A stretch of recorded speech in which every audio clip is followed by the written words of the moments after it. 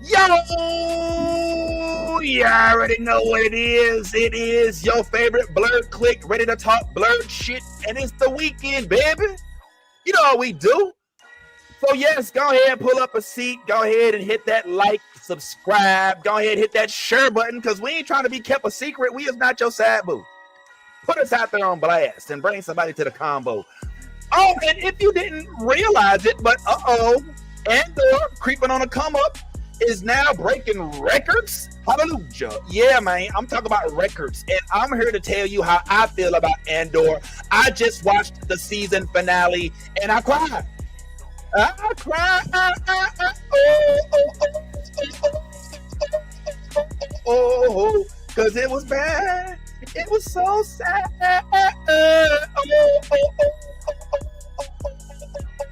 I'm trying to tell y'all is missing out. And if you're one of these Star Wars fans out there falling asleep to Andor, trying to shade Andor because it ain't got no lightsabers, trying to stick talk shit because it ain't no force sensitivity all through it, then I got words for you. But we're going to get into that a little later. But before we even start talking about Andor, before we start talking about what else is popping, did you see the new Ironheart preview?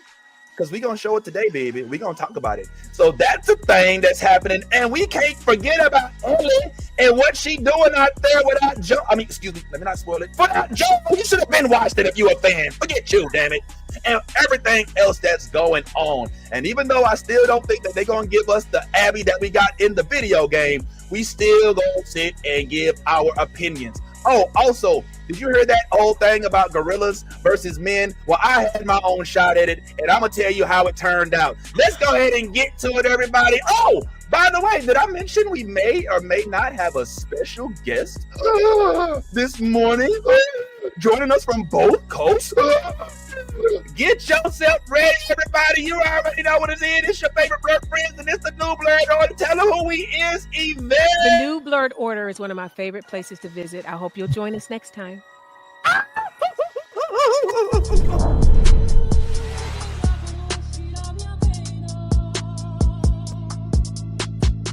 The New Blurred Order is one of my favorite places to visit. Yvette, I know we heard you the first time. Dang, I mean, we might as well get Thugnificent to say This is Thugnificent telling everybody to tune in to New Blurred Order, my nigga. The best podcast on the planet Earth, nigga.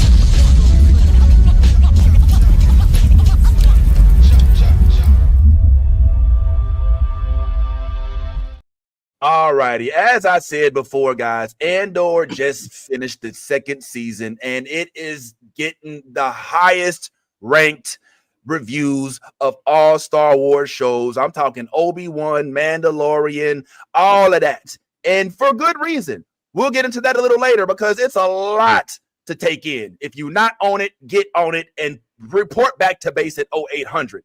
Now, also, there's an Ironheart preview out there, and we're gonna check that out. And as you all remember, our homeboy Black Gay Comic Geek, aka Michael, he don't like it when I use his whole name, but he told us how they ain't really putting this Ironheart stuff out there the way we would like for them to. Remember how they went ham bone about Falcon and Winter Soldier and all these other things, but for some reason these Ironheart previews is coming out just a tad late to generate interest. That's a topic of discussion. And yes, we did watch Last of Us, and Ellie is still a whole asshole, but she's still our hero, is she not? But before we get into any of that, and before I give you my true, genuine feelings about how dope of a show Andor is, we got a special treat for y'all this morning. We happen to be joined by some folks who also are into that blurred stuff like us. I said it. Go ahead. Y'all ready? On three. One of us. One of us. One of us. And they decided they would give us at least a little bit of time to speak with them this morning. Of course, I'm talking about none other than the Pink Riot show hosts themselves. Oh, yeah, they in the building, baby. And they got opinions just like we got opinions. And as my first example, Exhibit A. I'm a binger. So the fact that I'm having to wait week to week to continue watching The Last of Us is really irking my soul. I'm not a week to week girly. I like to be able to binge at least like 3 to 4 episodes. So this waiting every week to watch that is really not it for me. I'm a binger. So the fact that I'm having to wait week to week to continue watching The Last of Us is really irking my soul. Oh, I can relate. Can anybody else out there relate? Well, let's hear it directly from the vixen's mouth. Please help me welcome to the platform for the first time, hopefully not the last, the one and only Blurred Library and the Pink Riot, along with Keisha and Bree. What's up? Hey, everyone. What's up, y'all? Hey. So let me just start by saying you are not alone. You are not the only one that hates to wait for everything to happen. So I mean, you're watching Last of Us, I'm watching Last of Us, but as a binger, do you hate every platform other than Netflix? It's like you gotta have that love-hate relationship, you know. I'm kind of at this place now where I'm like, I already know how I am. We just gonna get a few aces in the hole before we even try to go to that show. So I have to like have a good rotation of other stuff to watch. Right. And I'll just make sure like, all right, that I'm gonna wait until that has like 3 or 4 episodes before I start watching that. And in the meantime, I'm gonna watch something that I haven't seen before, but also an avid reader, so I have to like spread my stuff out. Usually I'm not watching it until I got a couple of episodes to watch. Oh, wow. Okay. Yeah. That sounds like a friend of mine that I know who's on the screen next to you. Who, who doesn't like to wait for things to hit the movie theater.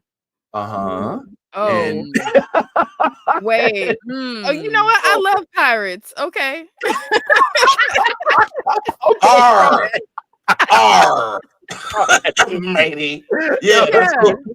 So let me real quick. Is it the same for you, Keisha? Keisha, I don't get the sense that you had that same. Nah, not at all. I'm fine because I'm the type of person I like to stick to my comfort shows, and every once in a while I'll put something new in there. So like right now I'm watching a show that I've probably watched like 4 or 5 times in the last 5 years.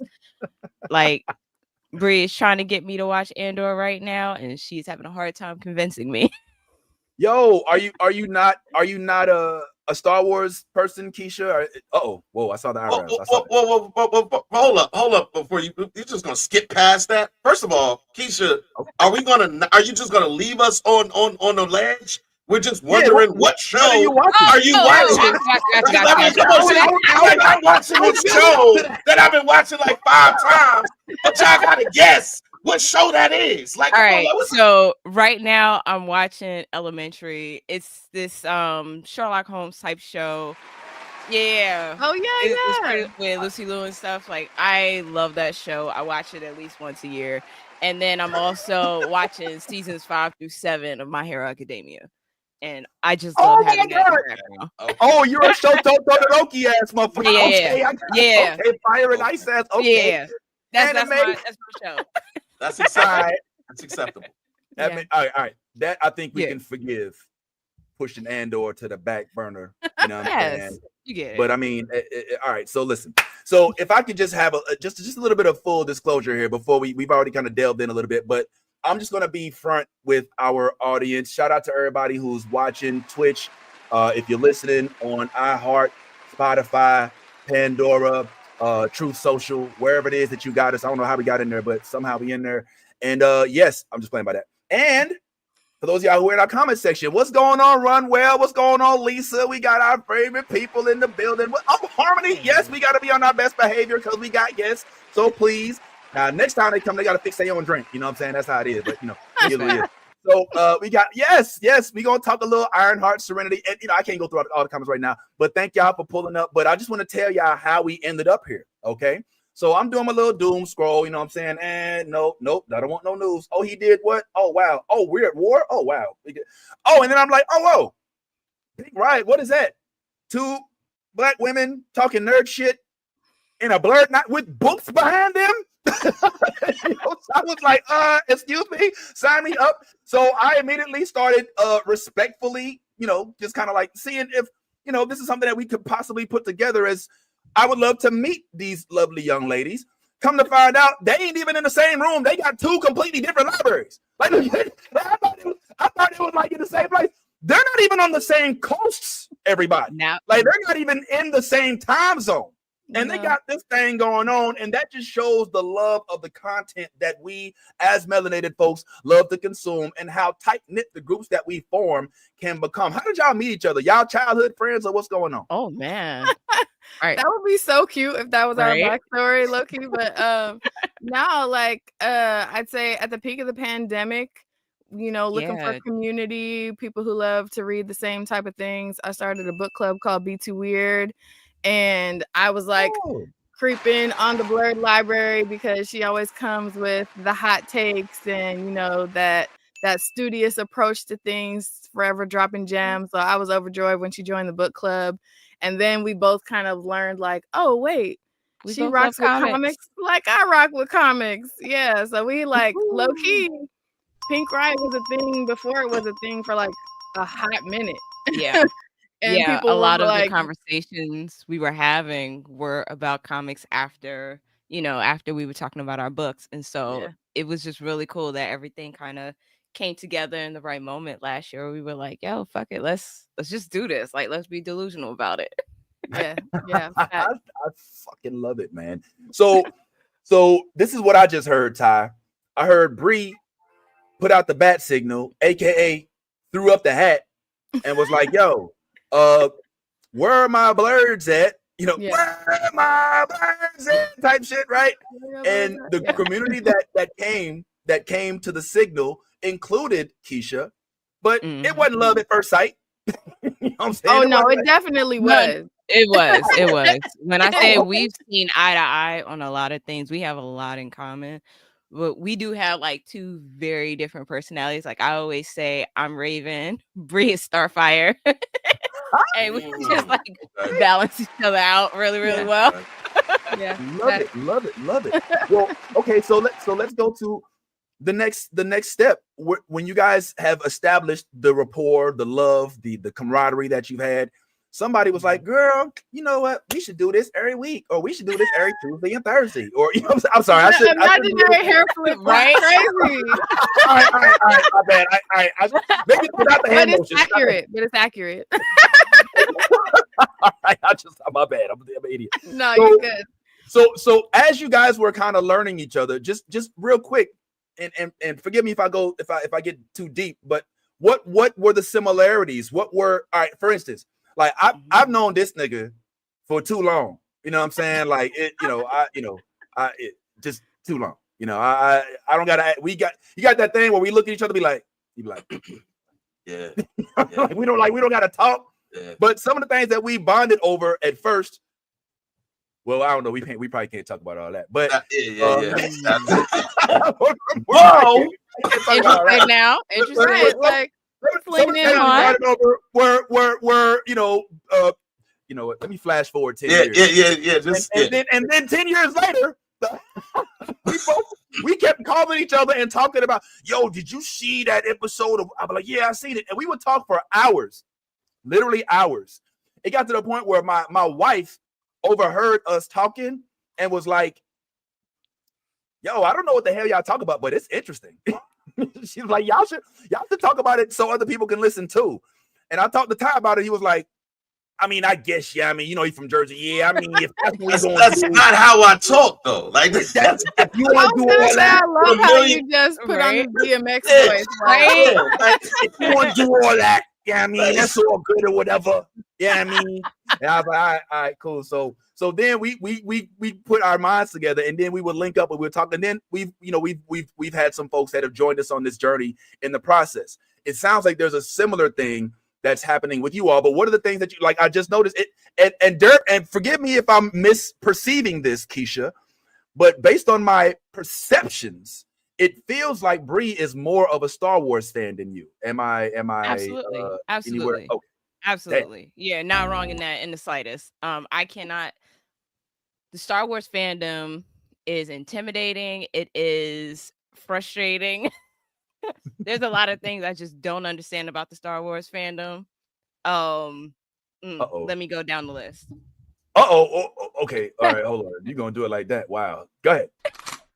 All right. I don't understand how you could be a Star Wars fan and like not bring it to like social justice or whatever, but like I don't understand how you could be a Star Wars fan and racist, but there's so many of them in there. Ooh. And just like I can't have that conversation with people with that level of disconnect at all. It just feels so, it's like you're not understanding the reason why this exists. Like it's Exactly. anti-fascist at its state. And for you not to understand that, we can't have a conversation about this kind of content. So yeah, for that reason alone, I'm like, I don't want to deal with the fandom at all. Oh, that's fair. That's fair. The Star Wars fandom is a fickle bitch. Yeah. Okay. We have a Malcolm versus Martin type of approach to how we handled fandom. So like Keisha's the Malcolm, I'm the Martin. I'm kind of like, anytime I have to deal with that type of foolishness, I'm looking at it as an opportunity to like open someone's heart. I feel like I'm a vibey person. So I'm like, they're ignorant now, but something about this story had to stick. So I'm gonna stick beside my Star Wars fandom and just deal with some of the foolishness because we deserve our space too. So yeah, exactly. different approaches. Yeah, I'm with you, Bree, but I completely understand Keisha. Yeah, I will say, Keisha, I hope that the fandom doesn't deter from the actual story and the people that created it and their intention. Although there is definitely room for criticism, specifically speaking on how they treated our boy Finn, aka John Boyega. John Boyega, yeah. John Boy. All right. Like if we live through his skin, then he started as a Star Wars fan and was like, yo, fuck this. You know what I'm saying? Like, there's no franchise worth this much, vitriol. But toting the line of Bree, I refuse to let racist assholes stop me from liking what I like. You know what I'm saying? So I can understand not wanting to deal with the malarkey that goes on in the comment sections with the racist folks that don't even realize that they're talking about a revolution that basically feels like it's literally taken from the Black Plight. You know what I'm saying? Like it, but when you slap white faces on it, they don't get it. You know what I'm saying? So for that, I can understand. But if I also had to be observant, I would guess that perhaps maybe Bree, Keisha is more into anime than you, perhaps a little bit. Is that safe to assume or no? No, I wouldn't like say different anime. Yeah, we like different anime. I would say that she has more skin in the game in terms of her anime experience because my introduction, well, I wouldn't say my introduction, but when I really started like paying attention to anime like that outside of like Toonami, whatever, has been more recent. So like she has seen a lot more anime than I have, but like the ones that we like, we ride for. Like I'm definitely a One Piece girly, and Keisha's like, yeah, no, I'm not doing that. You feel me? Like she just 1,000 got episodes me. is a commitment. Yeah, I just started.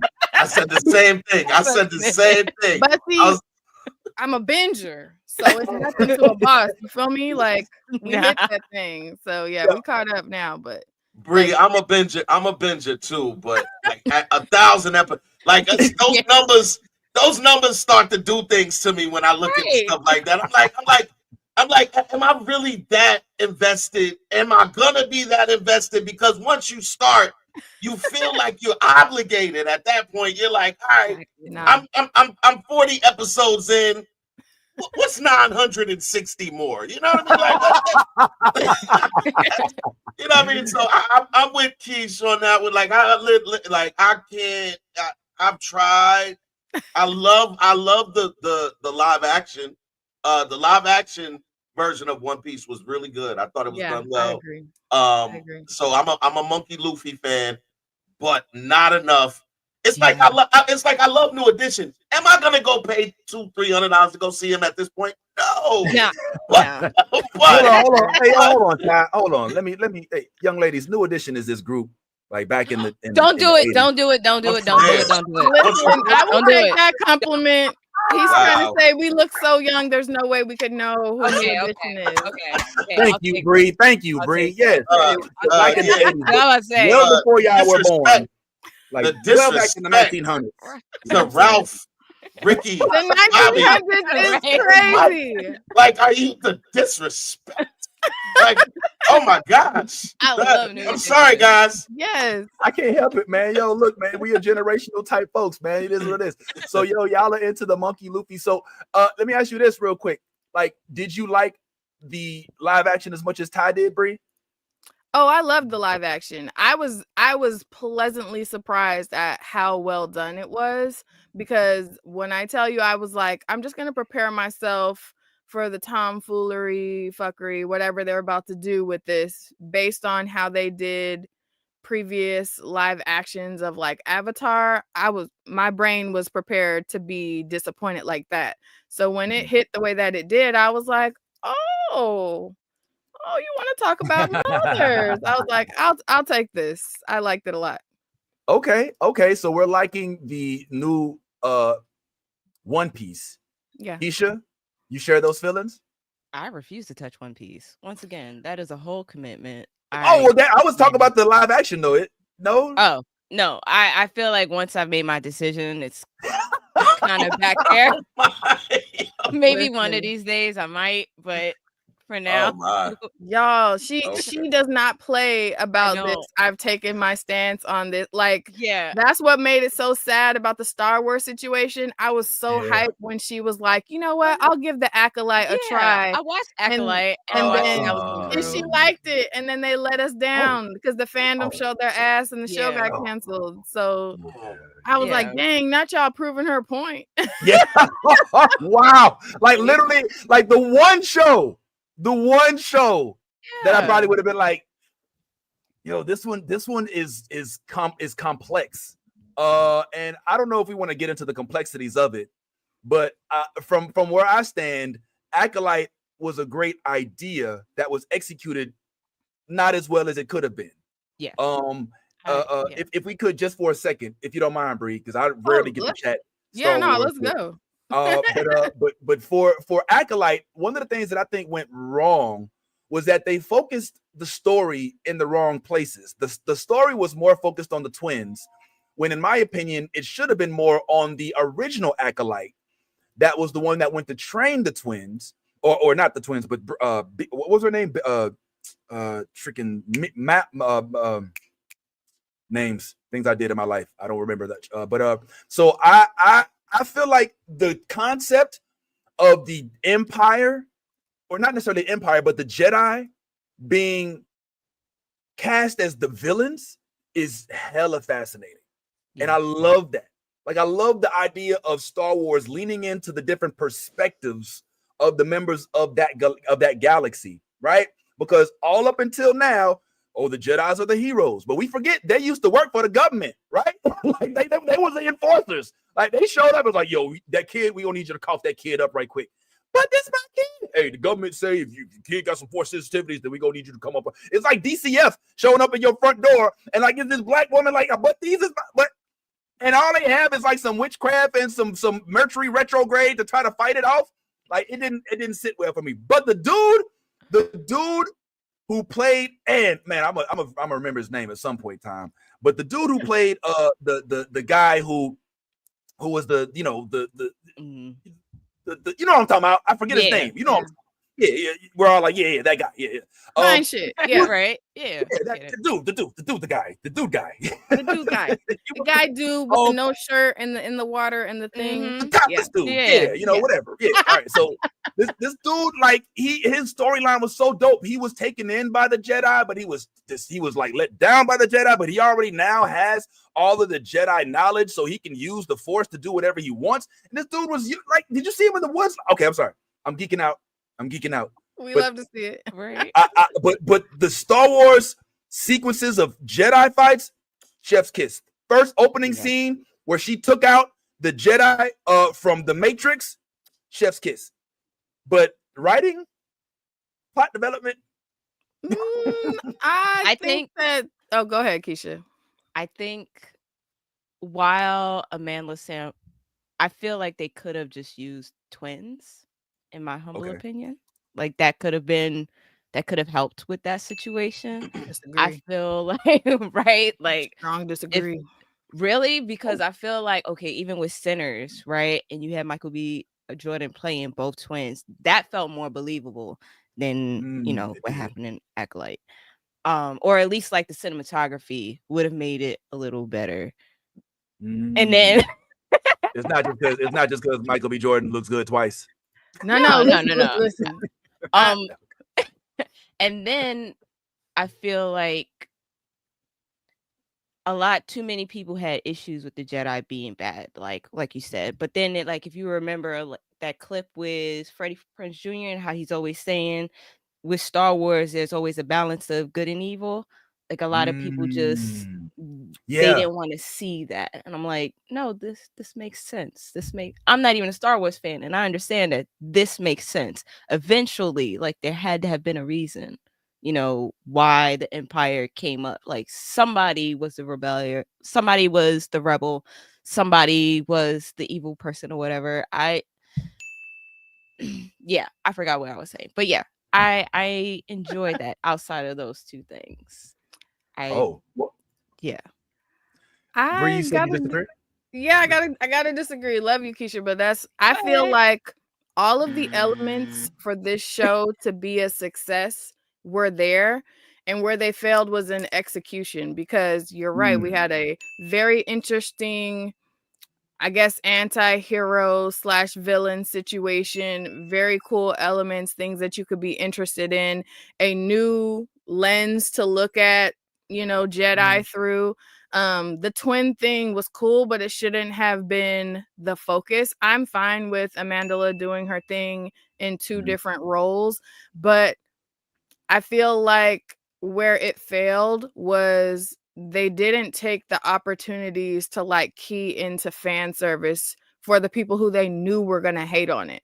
And that's been a continued issue within Star Wars as a whole. Like if you know that there are certain themes and cues that you have to hit in order for the OG purist Star Wars fans to appreciate it, then yeah, try new things, but you still need to hit those points unless you want them to completely go against it. So, I love whoever that was in the chat talking about Andor, because I feel like the Andor hit on all of those notes that we needed, just like Rogue One hit on all of those notes that we needed. So you have people ranking that high, understandably so, because they're we're going to give you a new perspective, but we're still going to hit all of the notes that you need. That's why the prequels, that's why they got so much hate, because they didn't hit on the notes that the OG fans needed in order to embrace these new concepts. Does that make sense? It does make sense, Yeah. but can I add an opinion? Yeah, please do. I don't think that's why people didn't like the prequels. I think that people didn't like the prequels, frankly, because they're assholes. 100% racist assholes who can't Yep. stand to see a black woman in a lead role. But that was my point. If you hit all of those notes where you literally give them nothing to say in terms of all of the rest of that, then it's okay, buddy, your racism is showing, because what problems do you have? But they left those gaps and opportunities for them to tear it down. Whereas yeah, go ahead. I'm sorry, I didn't mean to interrupt. I'm sorry. No, you're good. You're good. Okay. I was just gonna say that's why I hear what you're saying, and I gotta say it's refreshing to hear such hope within the galaxy of Star Wars. But I hate to say it, but them assholes, it don't matter what you do, Bree, they gonna hate it. like the Star Wars community they had damn near 20 years to develop and cement what they require of Star Wars projects.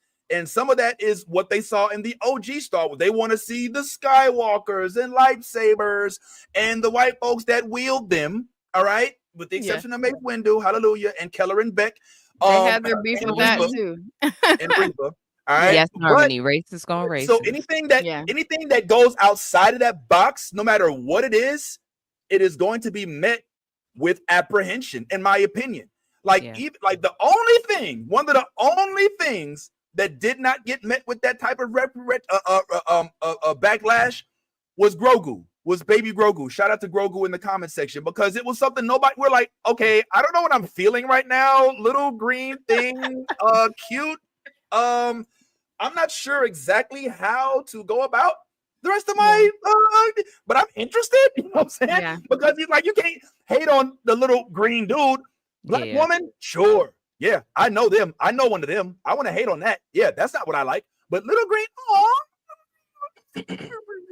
Counterpoint, they had every issue. So like, take what you're talking about like Mace Windu, okay? That's something that him having a purple lightsaber went completely against Star Wars lore. But they were like, we're gonna stand on business because Samuel Jackson is that dude, and we're going to create the lore to back it up. So then it was like, how mad can you be if I'm giving all of these reasons that make like cooler canon shit in the background make sense?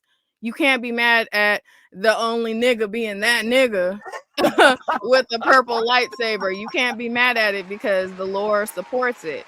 So that just proves my point. Like, if they fill that gap, there's less for them to be mad about, and they kind of have to embrace this new aspect of the lore. Does that make sense? It does make sense. Ty, do you have any thoughts? I just think that when it comes to Andor and Acolyte, I think there was a level of laziness that was kind of used when making Acolyte that is not present in Andor. Andor is a slow burn, like probably one of the slowest burns you're ever going to see. Okay, all right.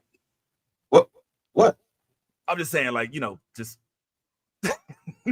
like you was starting to go the slowest burn. You was about to go down a dark path. I'm not going down a dark path, and even if I am, let me go down my dark path. Let him I myself. Right, let him What the hell wrong with you? Anyway, back to what I was saying. I was saying. All right, back to it's a very slow burn. It's one of the slowest burns that I've ever experienced. But it's intentional. The whole point of it is that we're going to go very slowly so that you can comprehend everything that's going on, because there's a lot going on in the background. There's this layer, this movement, this over here, this is connected, that's connected. And if you don't go slowly, then you'll go over the heads of a lot of people. Yeah. So I understand why they're moving the way that they are, but it's an intentional movement. And it feels like they knew that this was going to be our baby. This is the way we want to roll out this Andor series, because we want everybody to understand that we can do it. And that's the point. That's the part that I have a problem with the Star Wars world with, because when it comes to certain projects, it's extremely lazy. Like Boba Fett. Boba Fett, extremely lazy. That shit was criminal. Like Acolyte, again, lazy. Ahsoka, for some of it, very lazy. And when it comes to and these are all, mind you, all properties that possess all the things you were talking about, lightsabers, lightsaber fights,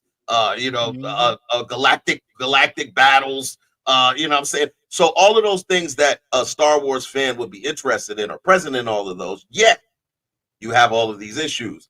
Andor, not so much. Just said it's rated the highest of any Star Wars property, 95%, and this, da. Everybody's raving and praising and da. They went out and got all of the studs when it came to acting. It was like, oh, we're gonna go get us a Skarsgård. We're gonna get us we're gonna get Pedro in here, So it's a lot of stuff. Luna, I think his name is Diego Luna, right? Yeah. Diego. Yeah, my bad. That's the difference that I think when it comes to a property like Acolyte versus an Andor, is they're taking their time with Andor intentionally. And it's kind of reaping the benefits of good writing and pace. Do you think they're taking their time because they know that they had multiple seasons to work with?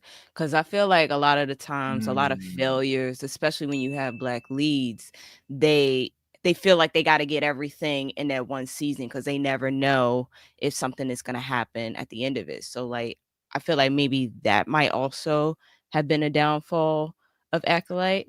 Yeah. Well, also we have to remember that Andor, unlike any of the other recent series, actually had source material to work with, right? They're built from a world that was created through Rogue One. So they didn't have to necessarily create new characters. They were able to build on characters that already existed. And that's some of the fun of Andor, is seeing how we get to the point that we left off, or that we started with Rogue One, which Rogue One was, for me, at first, I didn't like it. When I saw it in the movie theater, I went as a Star Wars fan who was under the impression that Star Wars meant lightsabers, Force, it meant Darth Vader, it meant creepy, weird things on Tatooine, and none of that shit happened in Rogue One. And somebody, after I watched it, I told them that, and they were like, "You fucking idiot!" You idiot! Like, do you know what Star Wars is about? I was like, yeah, it's about, the Jedi. He's like, it has nothing to do with the Jedi. The Jedi are a part of the wars, you idiot. Like, somebody had to sit your ass down. Let me tell you about Star Wars. And put me, I was like, okay, all right, let me watch it again. And I went back and I rewatched it. I was like, oh, wow. Yeah. Especially when you think about the concept of Saw Gerrera, who's basically the Malcolm X of the universe. Like he's like, yo, y'all ain't doing this rebellion fast enough for me. You know what I'm saying? Y'all ain't doing it good enough. And I love that character. I feel like it deserves, frankly, maybe a little bit more to delve into. But once I kind of was able to separate the concept of Star Wars being a franchise that's about lightsabers, furry creatures, and spaceship fights, and started to realize, no, this is about the government of the galaxy being oppressive to the entire galactic region. And the people have decided, oh, no, we don't like that. And even we've recruited your police, which originally were the Jedi. And we now got them on our side. Even after you Order 66 them, we're still outside. And that's what Andor is. Now, I ain't going to get into my spiel because I know everybody ain't watched it yet. But I'm loving how they did Andor because they did have source material. What you all speak of, though, I think is right. Like, Acolyte was an idea that they said, let's see how this works. Instead of like, okay, let's put in the time to make sure this is right. You know what I'm saying? And I think that that's unfair to the cast, if I'm being honest. Vince, to the point of you're kind of making your point based around the fact that they have source material, and I want to support it, but I can't, because Boba Fett, it was the same thing. They had source material, and it came out terrible. This is deliberate, is what I'm saying. There's a level of that. This feels like they were like, all right, we're on the cusp of people not really caring about us anymore. We put out so much terrible shit that our fans are about to rebel on us, like the galaxy. You know what I'm saying? So at this point, we need to have something that is going to bring everybody back into the fold, to let them realize that we still have the potential to give you good writing. And this is what I feel like they did with Andor. They felt like, this is our baby. This is potentially the one that's going to bring everybody back into the fold.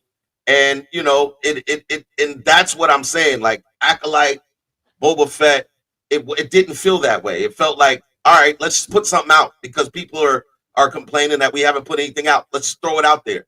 And Andor is that one that they're like, no, we got the right people in place. Let's make this one, so this one feels real deliberate. I'd be remiss if I didn't say that I don't think that Star Wars people make things deliberately bad, but I think that they deliberately don't put enough effort or work into it. And that also crosses over into other spectrums. So we've already kind of delved into Star Wars, and look at us just bonding over Star Wars. Oh, that's so dope. Now I want to just take a step back from Star Wars. We could jump back into that, obviously, since Andor is prevalent right now, even though everybody ain't watched it just yet.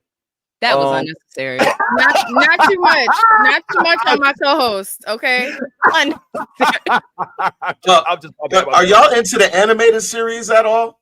Any of the animated series? Because I think the animated series actually was keeping the Star Wars universe afloat.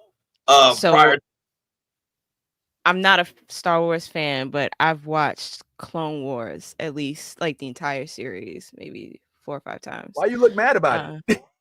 she like that was a long series. That was pretty long too. That was it's a long series. It's a long series. I love it though. I love it. I love the intentionality, and it is a fantastic series, I will admit. But I've only watched it because my husband loves Star Wars, and like I'm just like, come on, hubby. This is a lot, dude. Oh man, well, I mean, admittedly, so yeah, the world of Star Wars is definitely vast, right, Bree? Are you into the anime stuff like he says too? I am not into the animated series. Like that's where I was like, Keisha, you can kind of say you're like deep into the Star Wars fandom, a little bit deeper maybe because you've watched Clone Wars. Because I was like, I feel like if I wasn't watching that when it was in its moment, it's above me now. Like I'm not getting into that. Like so, because that's a lot of episodes in and of itself, and I'm like, you can't say that and still watch One Piece.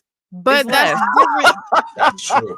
Your introduction to it makes a world of a difference to how you consume that story, though. You feel me? Like I got put onto One Piece by somebody who rides for One Piece. They set the tone for me. They compared it to other stories that I've screamed and loved. They gave me the rundown of what to expect. And it was time, space, and opportunity for me to sit with the story so that I could get through. Because while I love the fandom, we all know that you got to pretty much get through that first arc before you could really fall in love with it. True. And once you reach that point, it's the point of no return. But with Clone Wars, it's like this is a whole other level of it. If I'm getting introduced to this, or if I didn't start paying attention to it until that type of animation was kind of like past its prime, like we're on to better shit at this point, I'm looking at that like, I don't know if I want to watch that many episodes of an animation style that I don't particularly care for a backstory that I don't have to know to appreciate the parts of the fandom that I do enjoy. You feel me? Like, so I was like, meh, if it's introduced to me in a way where I absolutely feel like I need it, which it hasn't thus far, I'm good off of Clone Wars. And you said, I need my animation in 4K. What'd you say? I need my animation in 4K now. I mean, like, listen, like low-key, that was one of the harder points about like getting into One Piece too, because I'd say until the Wano arc, that animation is giving us, it's risky, you know, it's a little iffy over there. But once you fall in love with the fam, you're like, okay, I didn't have that introduction for Clone Wars, so I just was like, when it's important, I'll watch it, and it hasn't been made important to me. Okay, all right. Well, one day, if time permits and if things happen, I would love to be instrumental in influencing you on how well orchestrated the Star Wars story is because of Clone Wars. It honestly is one of the best Star Wars projects, start to finish. I have heard this. Listen, the introductions are crazy. The introductions. I used to hear the same thing, Bree. I used to be like, nah, that's a lot, you know. Yeah. But then, like just the first season, I watched the first season, and I couldn't stop the next. You know how I come next episode 10, 9, 8. I'm like, nope, blip. Let's go ahead and get to it. You know what I'm saying? Because it delves into the complexities of each character. Do you know that Obi-Wan had a girlfriend? and because I'm not the person. I wish I could, like, you know, just I guess convince you more. But if anybody could do it, it's Keisha. But she's like, nah, you good.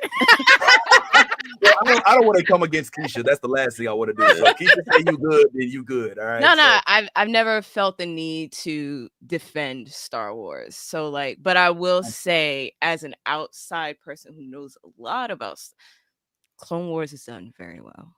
It's done very, Clone very Wars and Bad Batch. And for a binger like yourself, that is like yeah. the series that's worth the binge. Listen, I mean, introduction. You're not the one, okay? You are not the one because we came into this. I was like, okay, cool, a kindred pirate. And then you said on One Piece. I'm like, nah, you're not the pirate that you say you are, my guy. Not for one. Listen. I'm a pirate that has its limits, man. I've sailed the 7 seas. I've sailed the 7 seas twice over. At this point, I'm looking for wreckages of treasure. only wreckages of treasure. No. I don't want to go on any more voyages. No Odyssey. No Odysseus. No none of that. So man. All right. Well, we'll make a deal right here. I will watch Clone Wars when you watch One Piece. Whoa, hold on, man. I'm telling you. Listen. No, we can save that. We can save that right now. We don't have We're done here. I don't have the time to dedicate myself to 1,000 episodes of one show. It's not even 1,000. It's like 1,100. How about this? How about can we agree on the first season only of each? That's not fair. I can do that. I can do that. That's not a fair comparison. What is that? 40 episodes?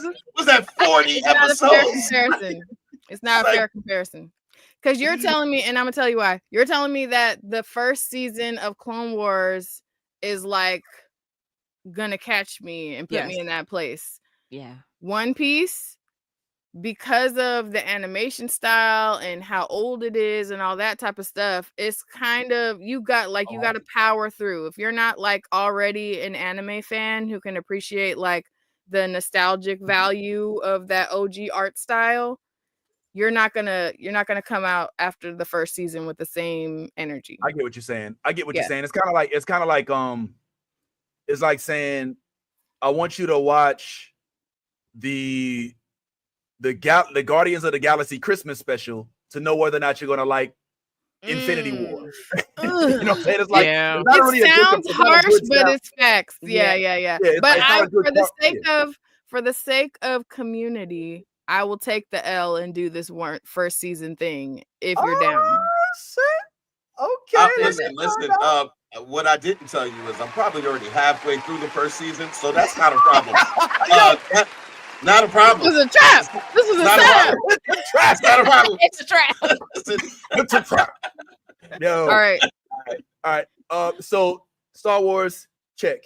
If you don't mind, I'd like to kind of ask you guys a little bit more about your backgrounds, if you will. And I don't mean like school history. I mean like literally what's in your background. You have books on books on books on books behind y'all, and that is fascinating as hell to me. Do you all live at Hogwarts? What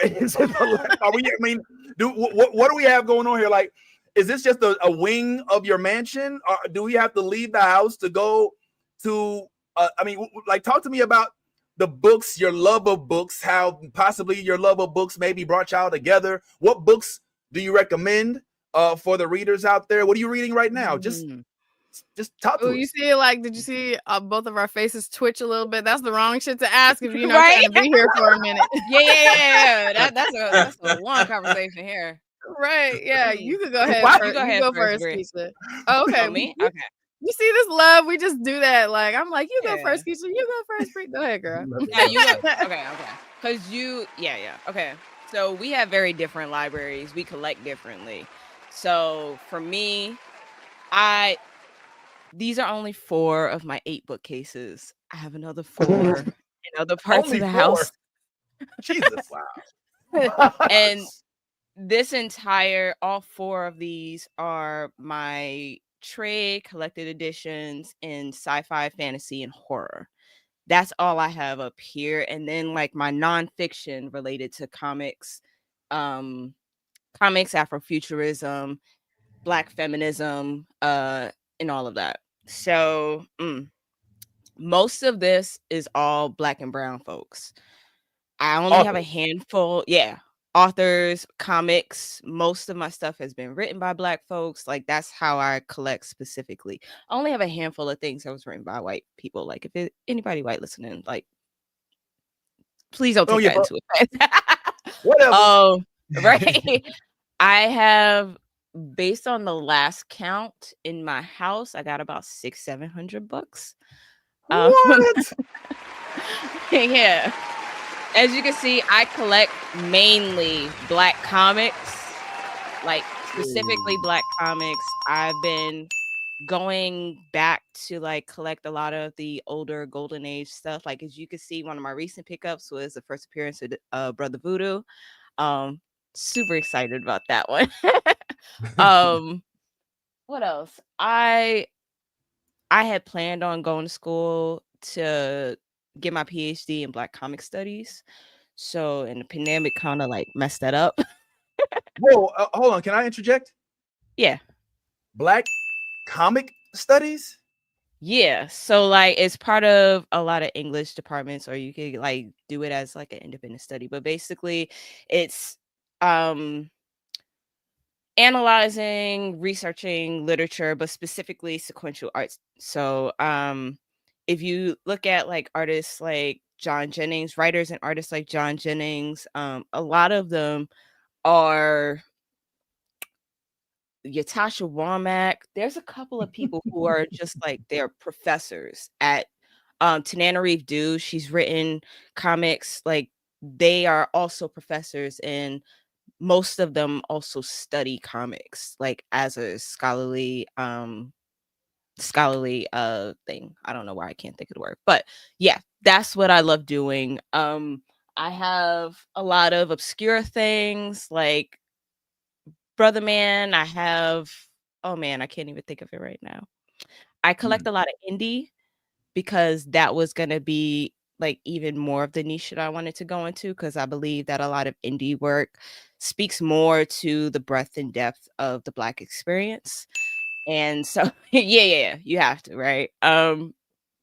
But money wise, it's inaccessible for a lot of people. So I wanted to like figure out how to make that more accessible to people, like in the long run for me. I love anything that speaks about experimentation and like abolitionism. So like abolitionists. So Octavia Butler is someone who I absolutely love. N.K. Jemisin. Who else? I gotta look. River Solomon, Victor LaValle, Gloria Naylor, and Annette Okorafor. Like, those are some of the ones that I absolutely fell in love with and showed me like this is what I wanted to read and to do, and use storytelling in this way to help people reimagine the world that we're currently in, because I don't feel like enough people can reimagine or imagine something different than the hellscape we're operating in right now. So like, if we can use these stories to then fix the world we're currently living in and see Black futures in a different and better space, I think is important. So yeah. Ooh. Okay, agreed. All excellent points. So your library is on a different coast, Bree. But it looks equally extensive and impressive. Would you mind sharing us a little bit about your ostensive library that we see in your background? Your mic's muted. I don't know if you knew that before you speak. Yeah, I don't know if you can hear. There's like a really loud car in my neighborhood. There's What like neighborhood? Where you in Compton? Where you no, I'm in the Bay Area, but Oh, my people in bad, my Bay Area. My bad, San Fran, Golden Gate, Alcatraz. I got you. yeah, but there's like some old school like cougars in my neighborhood. So like, you know, on the weekends they go to like the car show type of vibe, so you can hear them. But I couldn't tell if you could hear it like on the live, so I didn't want to be interrupting Keisha. But yeah, okay, perfect. Thank you. They're saying they don't hear the car. But yeah, so my library is a little chaotic right now because one of my shelves like collapsed. So I'm currently rearranging my library right now. I know. So like I have all of my single comic issues in like short boxes, and they're all in their own space, but I tried to have all of my like hardcover omnibuses, compendiums, and like trade paperbacks in these like acrylic drawers, and they proved to be like way too heavy for the shelves, and one of them collapsed. So I'm like having to move everything around. It's a little chaotic in here right now. But much like Keisha, I have like she has more space and opportunity in her whole house. I have like my little small space to keep my things in. So I have my 4 bookcases, and then I have built-ins, and like these bookshelves are like double stacked. And I'm something of a special edition whore.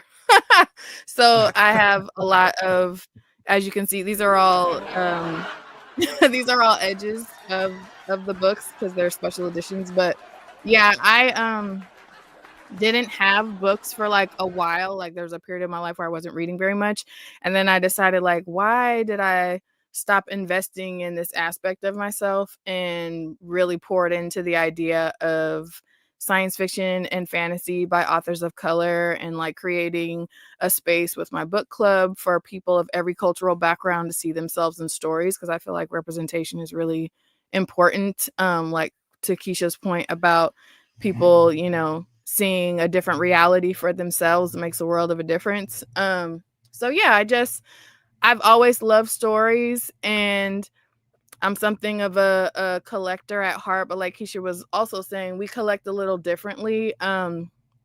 Like for me, my comic collection is all centered around women of color in comics, be it characters or creators. Less of a focus on indie. She's gotten me more into that, but yeah, it's mostly just been women of color in comics. That stemmed from, that's another thing that we both enjoy a lot. N.K. Jemisin is one of my favorite authors.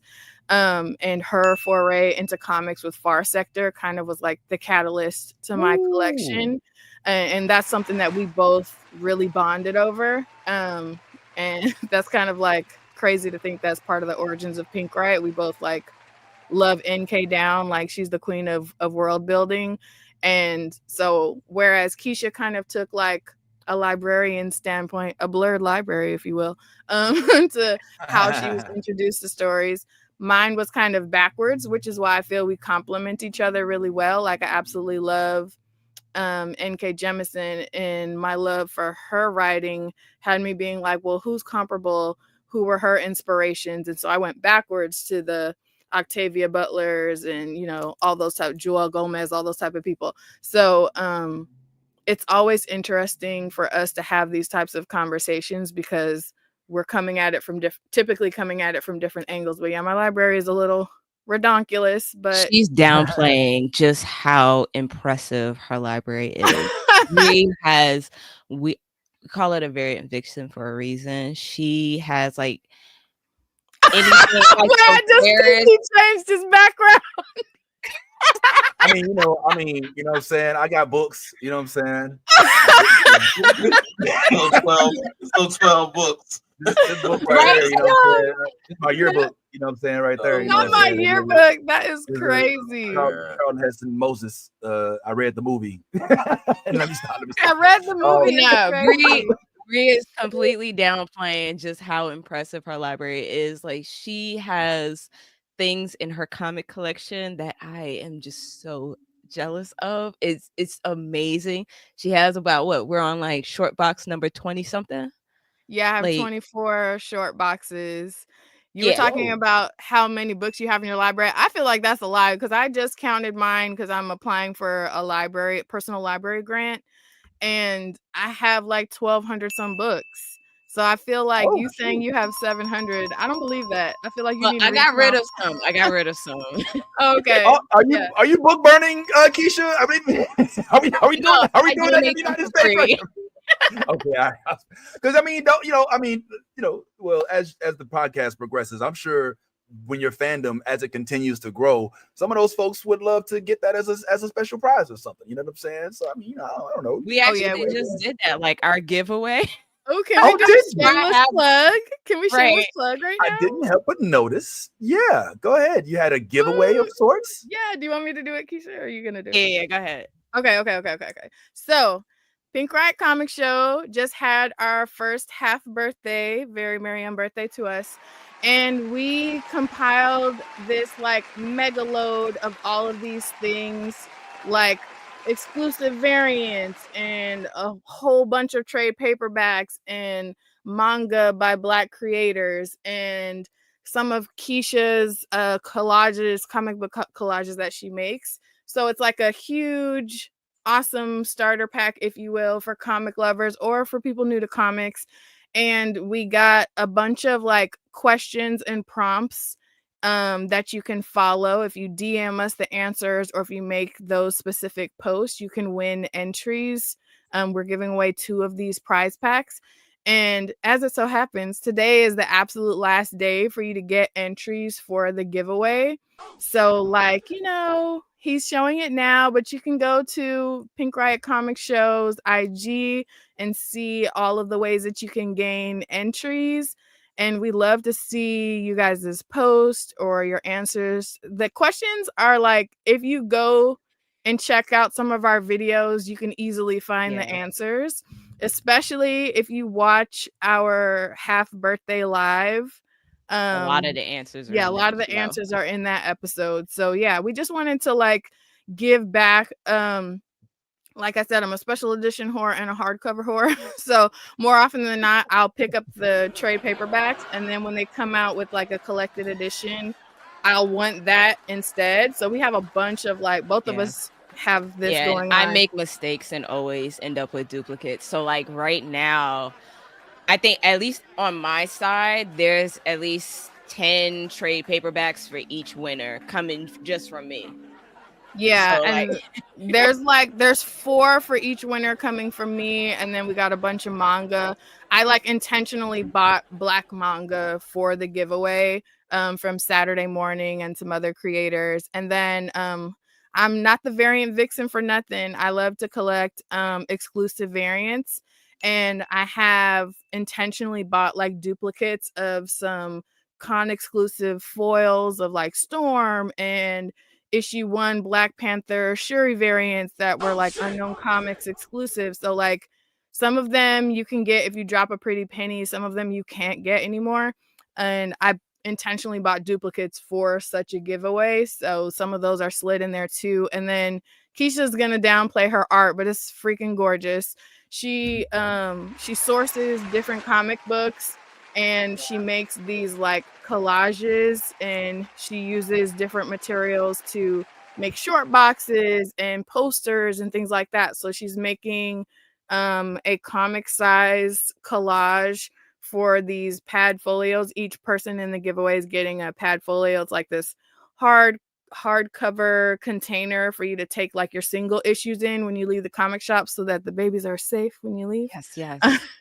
So yeah, it's a hell of a giveaway. There's going to be the 2 winners. Like I said, you can check out the ways to get entries, and we'd love to see you guys over at Pink Riot and have a chance to win some stuff. Hey, I know y'all just got the opportunity to get some of this stuff, so you better jump on it and make sure you follow. It's a lot of stuff. Yeah, it's a lot of stuff. They ain't leaving right now, but make sure y'all follow the Pink Riot as soon as we get done with the show. Don't stop. Don't leave right now. You stay where you are. But as soon as we get done, Pink Riot, make sure y'all hit that follow button, subscribe, like, and don't just follow and lurk. All right, when they post, be active. All right, engage. Give them some engagement. You know what I mean? We appreciate that. To be built up. We gotta get. We're gonna work on these numbers. Let me ask y'all about this. I heard you mention Far Sector, which if you out there are aware, Far Sector is a DC comic which embodies some of the lanterns. And so I just have to ask you, ladies, it sounds like you may have a little bit of interest in maybe some DC stuff. I don't know if there's a lot or I love not. DC. Keisha's the DC girl. I love out DC. of the 2 of us. Like, yeah, DC got my heart and soul. My dad, shout out to him. He wasn't like he was a Star Wars person, even though he wouldn't consider himself a nerd. He was a Star Wars person, and he also loved Justice League. So I grew up with Jon Stewart. And Oh! so like, yeah. So I love DC, and Green Lanterns have always, while I don't know everything, please don't question me up on everything. But like I've always had a love for Green Lanterns, and when Joe came out, I was like, oh, Black woman. Yeah. Let's go. Yes.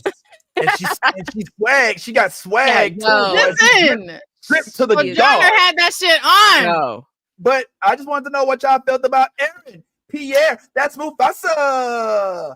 Aaron. See how we have different reactions, right? I see there seems to be some sort of consistent reaction with the ladies that get this news.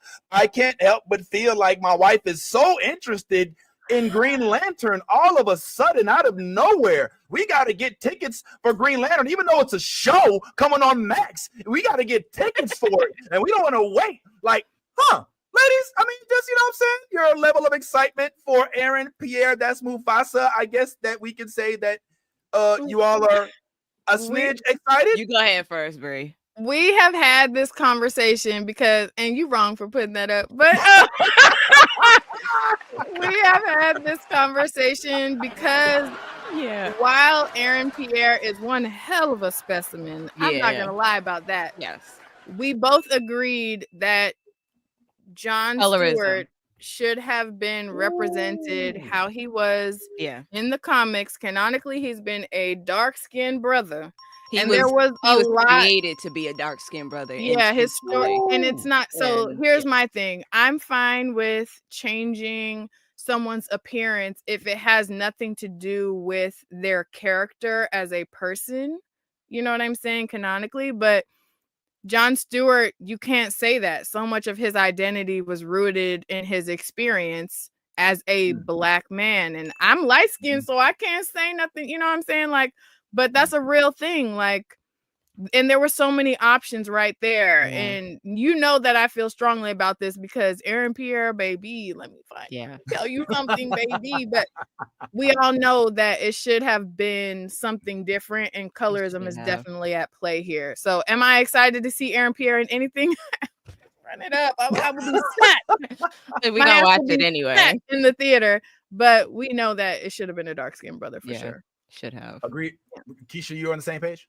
Oh yeah. Like I said, the character Jon Stewart was created intentionally to be the dark-skinned Black man. Like that's how it should have happened. They should have stayed true to that. It's it should have been, but like I mean, he did fine in his other movies, and I'm gonna watch it anyway. He did fine. I mean, he's a hater. A hater. I mean, that one movie he did where he was all he all right, you know. Well, he ate that roll up. Stop playing. Well, this is interesting because, ladies, to put a fine point on it, you know, colorism is it's a topic that I believe within the Black community we are more aware of than everybody else. So when you put Milestone Comics in the hands of James Gunn, you know what I mean? And all he's thinking is, how do I get butts in seats? You know what I'm saying? I could see why the Aaron Pierre decision was made, although I agree with you, it would have been much better if we could have kept the complexion, because we do see hints of colorism disguised also as racism in some instances. Like I look back at, there was a show that I really liked. Michael B. Jordan was involved with it. It was called Raising Dion. I don't know if y'all remember this show. Yes, it was an indie comic first. I loved it. Yeah, bro. So you probably read the show. So when you see the depiction of the Black woman in the pages, she is a clear-cut Black woman. The promotions for the pilot for the show showed a dark-skinned Black woman with her boy who's like, I don't know how to raise this kid. He's magic. You know what I'm saying? Like, it was like, all right, Dion, just sit. Oh my God, Dion. You know, and then we get the swap for the actual. They Aunt Viv'd us. Yeah. Oh, that's exactly what happened. And so you, as somebody in the community, you're like, you couldn't find out of all the people. And what was wrong with the woman in the like? And so when you see it happen like this over and over, you can't help but wonder, damn. But the inner comic in me is conflicted with, okay, do we put the right complexion up? And if for some reason that person doesn't raise this, fuck that. I can't even think like that because it doesn't really matter at the end of the day. Like, because I'm like, we still gotta have like accurate depictions. Right. Like we should trust people to, actually step out. Like with Sinners, like Black folks are going to come out in droves in support, I believe. Can we have a talk about that for a second? Can we talk about it? Okay. So I definitely saw Sinners. We all saw Sinners. We loved it. Everybody here, I believe, has seen Sinners, correct? 3 times.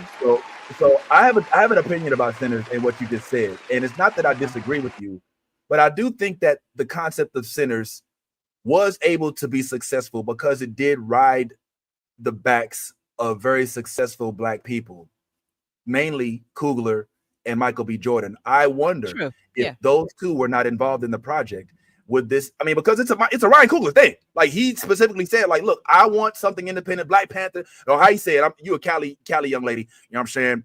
I mean, I was don't do that. Don't do that.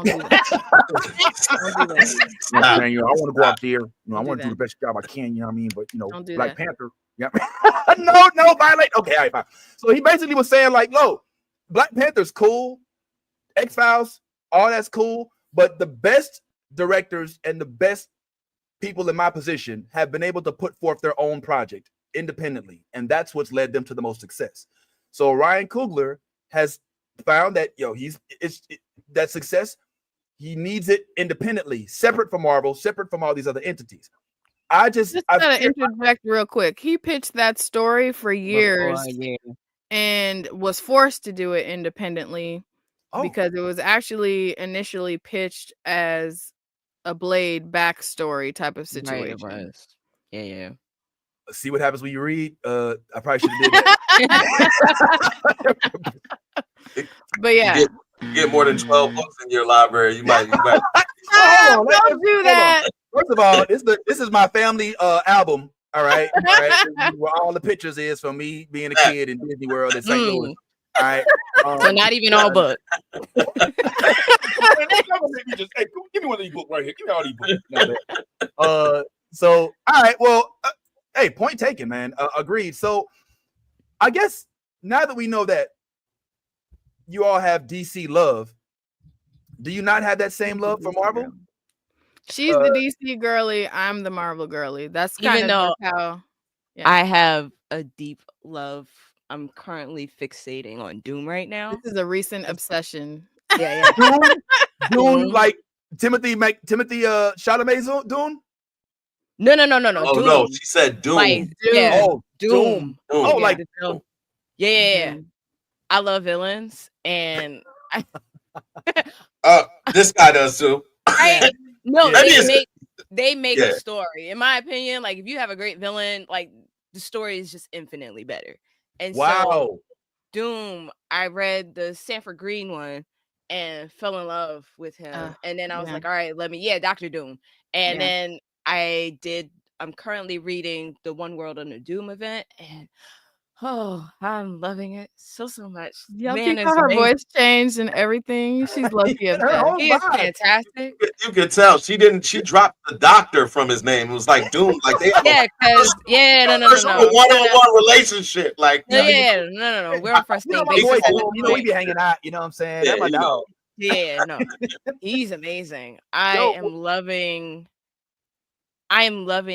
the villain that he is right now, and like his relationship with his goddaughter and how messy it is, and the fact that it's Sue Storm's like daughter, like I just think like that's fantastic. This is messy. And like this, it's the only issues that I'm like actually up to date on, and everything that I'm currently pulling. He's fantastic.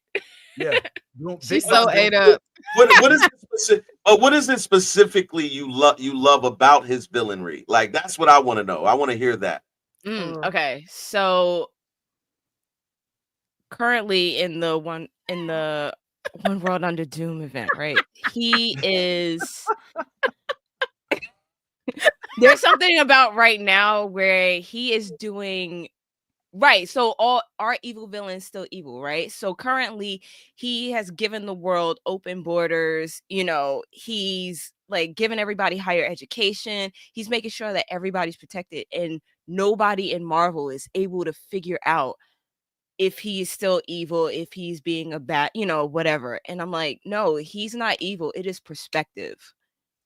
I feel the same way about Killmonger. It's just perspective. That's my only thing. Like, if you're against the way he's doing it, sure, but everything right now that he's doing in this new run, I'm like, yeah, go for it, man. Like, off everybody. This is great. Like, give everybody open borders. Like, I'm so good with this right now. It's bringing my heart so much joy seeing that the world is actually getting better under this person. And it's like, yeah, they can't figure out what he's doing right now. I'm enjoying that. Again, Keisha being a peak Malcolm. Yeah, by any means necessary, like in by all any things. means. And I know that sounds terrible because then it's a tough line to walk. You can easily dive into some real dark stuff, but right now I'm enjoying Doom for sure in everything he's doing. Okay. Yeah, exactly, Vince. Exactly. Did y'all read the Power Fantasy? Nah. Okay. Oh man, this is a prime That's why it's so example. important to have libraries behind us. Is it okay? It's a comic run. Okay, the first arc of it went crazy. Peak example. It's actually up for an Eisner right now. Yeah. Peak example of Keisha being a peak Malcolm is that there's a character. I don't want to give spoilers because it's actually an excellent first arc. The main character in there pretty much has to make a decision for the greater good and ends up like murdering hella people. And when I tell you Keisha did not bat an eye because she's like, but yeah, he did, but why did he do it? What were his motivations? What was the overall outcome? So like when Keisha says she loves a good villain, is because low-key she's a villain herself and we love her for it. But listen, there's nothing wrong with being a villain if you're affecting more positive change than the heroes. It's perspective. I know I know it sounds crazy. I know it's a hot take, but it's perspective. It truly is. Like, if you're helping the greater good, like, please tell me if you had the opportunity to go, I'm not going to say it's on stream, but like, if you had the opportunity to go, take out some Nazis or somebody, you wouldn't do it? Well, I mean, yeah. I mean, but is that what's happening? All right. You're giving me hashtag Thanos was right vibes. Don't get her started on Thanos. Get her started on Thanos. Okay, Ty. Well, see that, like, this is where we differ a little bit, Keisha, because I am a villain also, but I'm like the ultimate villain. Like, I don't want to do it because it's for the greater good. I want to fuck everything up because that's evil, and that's all I want. I'm kind of tired of Marvel's depiction of villains in the sense that they always have to have a reason why they're doing something. Like, I'm really waiting for that one villain that comes through like Null, that's like, look, I'm just destroying every fucking thing because I can. You can't stop me. Like, I don't have any really no ulterior motives. It's just my nature to be evil. Like, for me, just chaotic. One of the greatest villains that I've seen on screen, and it was Joffrey from Game of Thrones. Ugh. And it was because he just did shit. You were like, oh, I hate this guy. Like, but he never really had a method to his madness. It was just, this dude is innately evil, and his mother knows it, his family knows it, everybody knows it, but he's next in line. So what can you do? Nothing. You can't do shit. until somebody decides, look, I've had enough and everything like that. That's the part where I'm like, Marvel will not embrace that. I just saw Thunderbolts. That was the last Marvel property. So I saw Thunderbolts, and I was like, all right, we got Sentry. Here's your opportunity to use the villain in a right way, and not just any villain, a very, very extremely powerful villain. And then they tapped into the most darkest side of Sentry, which is the Void. The Void takes all of these people and they just start snatching them up or whatever. At this point in the movie, you're like, oh shit, if we might get the villain that we always wanted. But then they're like, no, he's got to have some goodness to him. He's got to be an anti-hero. He's got to be an anti-villain. So then they went back with that approach. That for me is not really committing to the villainry that is a villain.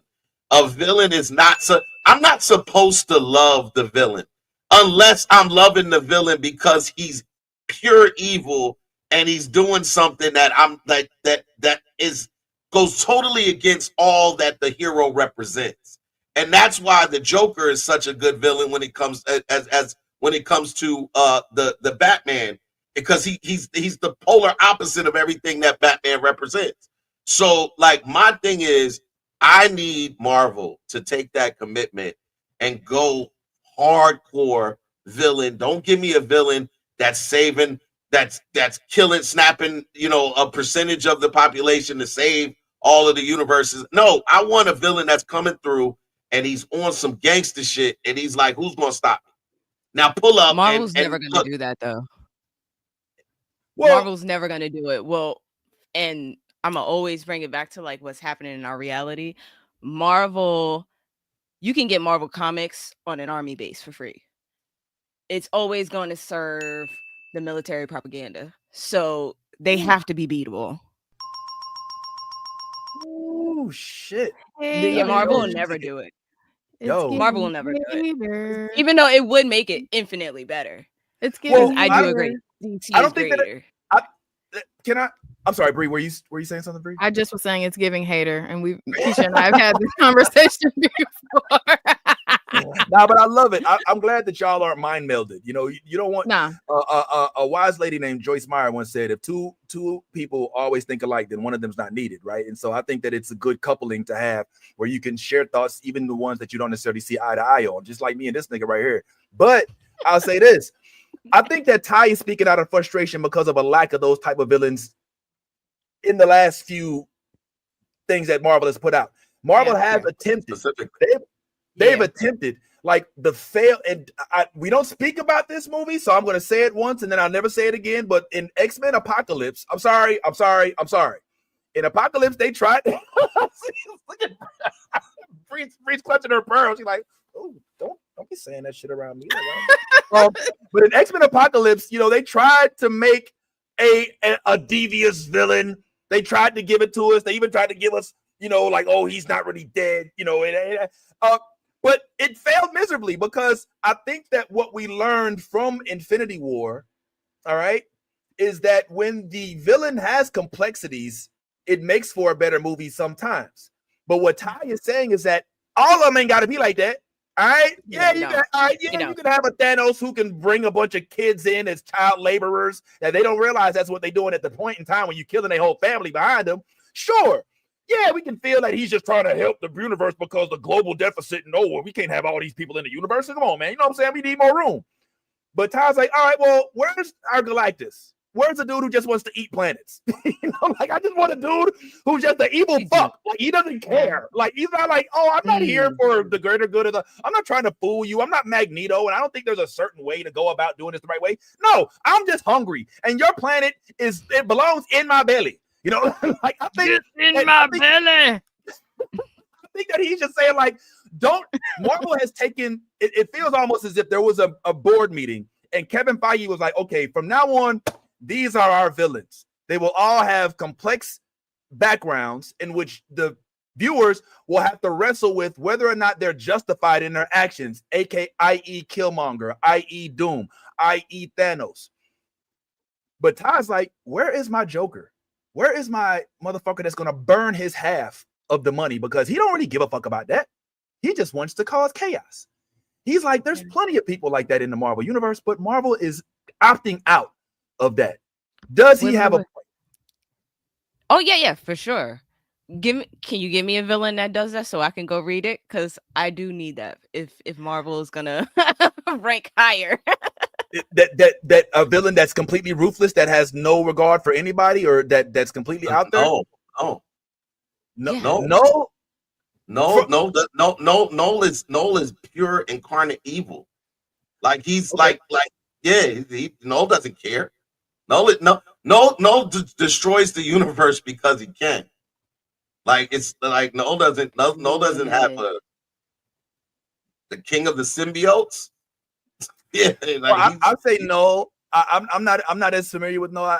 I don't necessarily think that he's as powerful as they've made him out to be in Venom. Oh, he's absolutely as powerful as they've made him be. Like, I don't. Symbiote. Look, symbiote. Noel was there. Noel, like if you go back to the Venom movie and they talk about Noel, they say Noel was there before the universe began.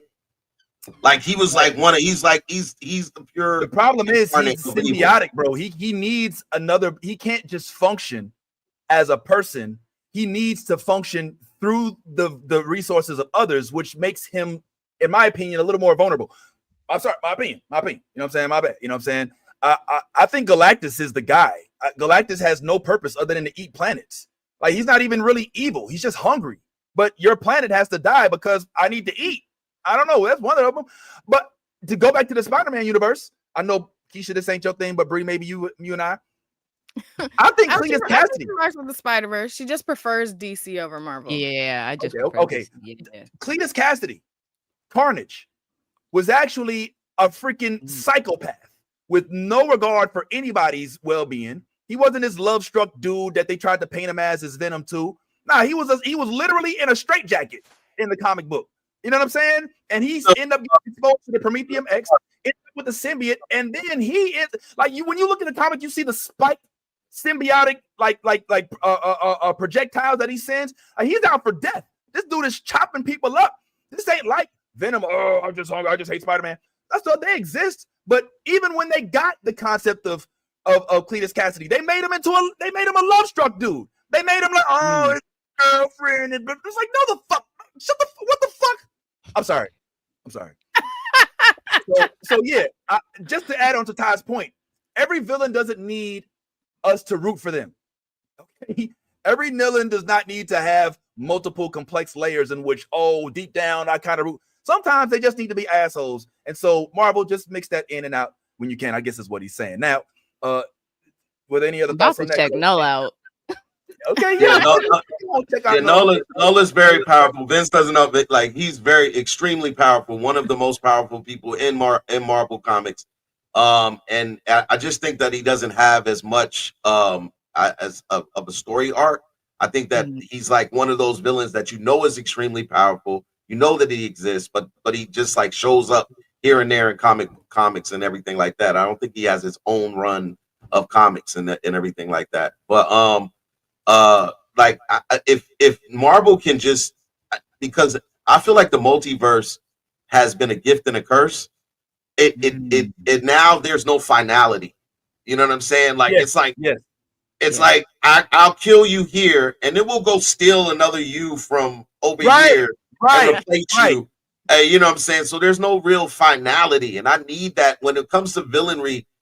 If I kill you, you're only as good as your death.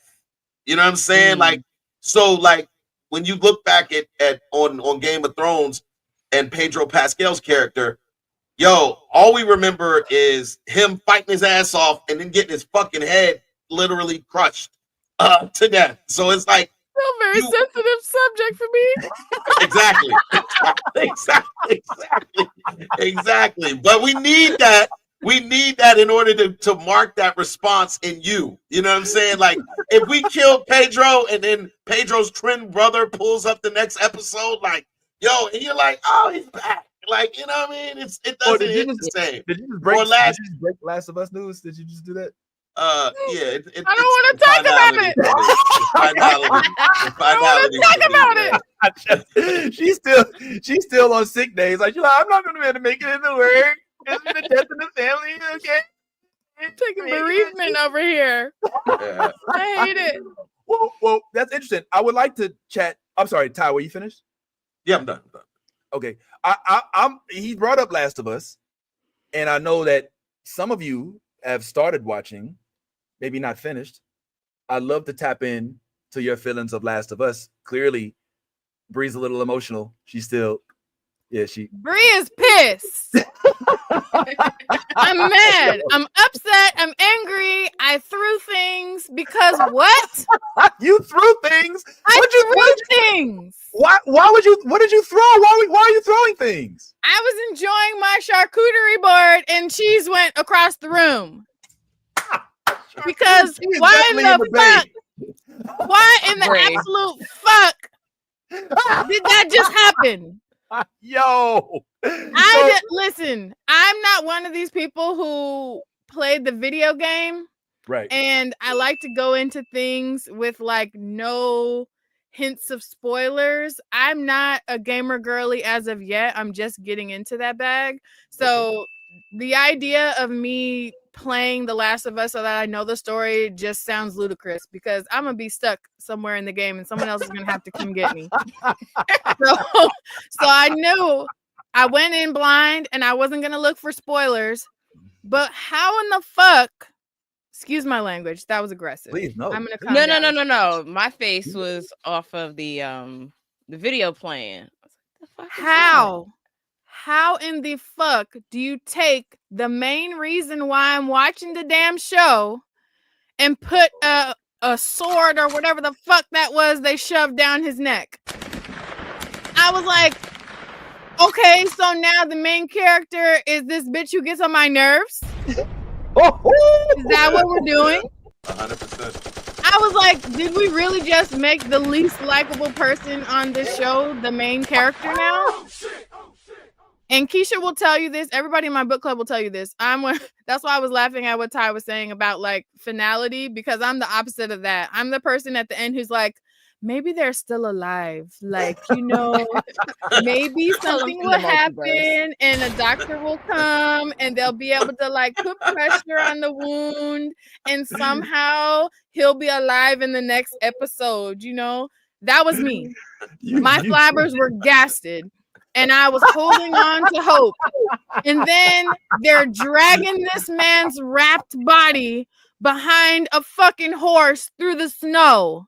I was like, is this fucking for real? Yes. Like, why would y'all do this to me? I don't even want to watch the fucking show now.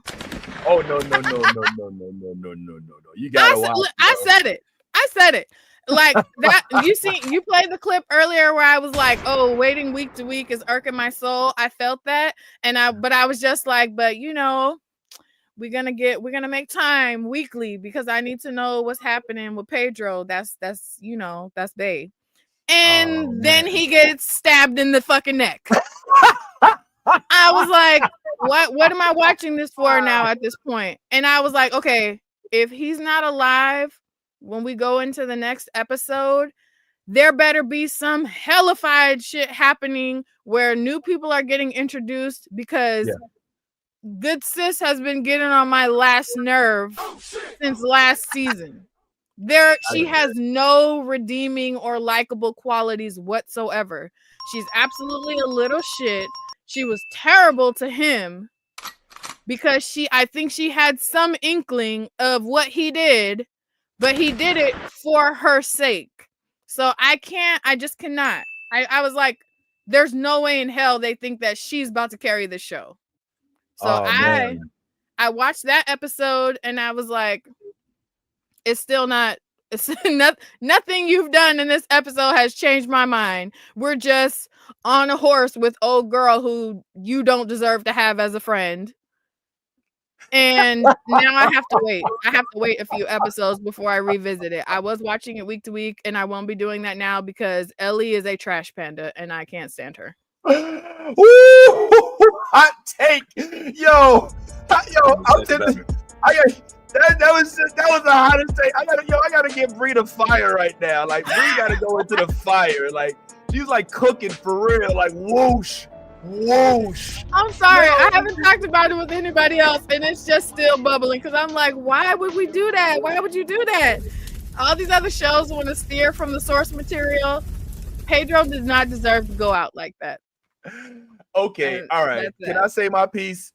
Yeah. Can I say my piece? I'll settle over here. I know we just getting to know each other and all, and we done had a little bonding moment. We done looked at each other's eyes. We done swapped book backgrounds, but I'm gonna keep it real. The show is not called Joel.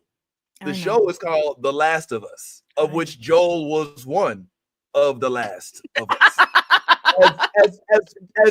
As complex and as dope of a character he is not the show. We loved him, but I have to say, I think that it makes the show way more interesting and gives it more longevity. Nah, I don't need the fire. Take the fire off me, please. I'm not cooking like that. Can I get some snow or something? Vince said, kill them all. All right. Yeah. I'm not hot. We gonna give a cold take real quick. Ain't nothing. All right. So, I think that when you kill off, hurt, permanently injure, lose, hide away characters, you give the story more life, and that sounds like it makes no sense. But now Joel, it feels like you stopped at episode 2, which I can understand. No, I watched the next episode and was just like, we're heading that way. Okay, cool. I see where it's gonna get interesting, but I'm gonna just be mad for a little bit. I get that. Listen, I felt that same way. Look, when we lost Ned, okay, there was some feelings, right? We literally was like, yo, hold on, man. This is the star of the show. You're gonna kill Boromir? You know what I'm saying? Like in Game of Thrones. I'm talking about Ned. Y'all don't remember Game of Thrones? Ned Stark. Yeah. I was like, say his whole name. I don't know what all these personal relationships. Yeah. No.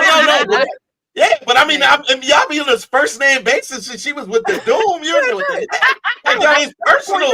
Yeah. I don't know what relationships you have with these people. I'm just like, you're like Ned. I'm like, I think I'm starting to go through my Rolodex. Like, who do we know named Ned? Like I mean, you seen the dog turning. I was like, what Neds do I know? Yeah. What's crazy is that my first Ned that came to mind was Flanders, and I was like, that can't be who he's talking about. I don't know if the Simpsons verse has killed off Ned yet in Earth 31616. That's why I was trying to make it make sense. No, but check it. So when they killed Ned though on Game of Thrones, spoiler if you haven't seen season 1 of Game of Thrones from 2011, all right? Yeah. But yo, we was like, what the who does that, right? But the show went on and dare I say got progressively better towards the end, especially as we got into the battles of the bastards and all that other stuff. In Star Wars episode 4, A New Hope, we lost Obi-Wan Kenobi in the first episode. The first episode, he turns into a Force ghost. Yes, we didn't really know him like that, but it wasn't called Star Wars Obi-Wan Kenobi. It's Star Wars, A New Hope. So I'm not saying this to contest you, but I will say this to at least hopefully help you get past that hump of the feels you've got for Joel and start realizing as much as we hate Ellie, even Ellie is not the main character of this story. The Last of Us are. All of The Last of Us. Now, I'm gonna wait till the last of the episode of the season is out before I watch the rest of it. How fair about enough. She is a binger. We heard about her binging rights. Anybody gonna step on your right? That was a terrible example, by the way. The main character, because the main character of Last of Us for the past 2 seasons has been Joel. Like, I mean, yes, but the story's not about Joel. Look, you can have stories. No, I get the story's not about Joel. The point that she was making is you took the main character from the story that we've been following from since last season have grown to love, have grown to enjoy, who makes us watch the show, whether it's The Last of Us, the rest of them, whatever. I'm like all I'm saying is I'm with you 100%, Bree. Thank When you. we lost Joel, I said the same shit. Like I couldn't have said it no better. When we lost Joel, I was like, so is Ellie going to be the main person we follow? Because if so, I hate this show. I absolutely hate everything about this show. Thank you. I'm like, oh, Ellie, listen, we cannot just skip past the fact that we all hate Ellie. We hate her. Every episode, including this last one, that like it was crazy when Dina was like, listen, Ellie, if it comes down to running or shooting, we're running. And she was like, okay. And then she reiterated. She said, no. Ellie, if it comes down to running or shooting, we're running. And I have to say this twice to you because you're going to do the opposite of whatever the fuck I tell you to do. Yeah. Not 20 minutes later, when shit hits the fan, the first thing that Ellie does is start shooting. That was like, yo, so immediately I'm like, this is why I hate you so much. Yeah. Because in an apocalyptic world where monsters roam, where people are here to kill us, you want to continue to put my life at risk. Not only are you putting my life at risk, but you're putting our baby's life at risk, baby daddy.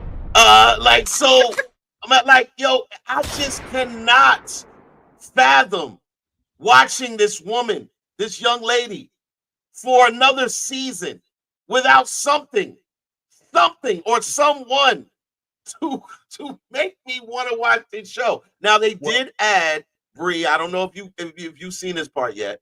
They did add Jeffrey Wright.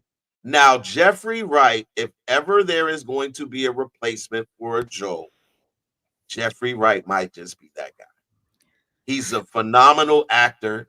Every role he comes in, he plays it to the T. So I'm looking more forward to seeing him on screen than I am Ellie. But every time Ellie comes on screen, I literally I throw up in my mouth every time. every time I'm just like hurricane. All right, let's see how long I get it.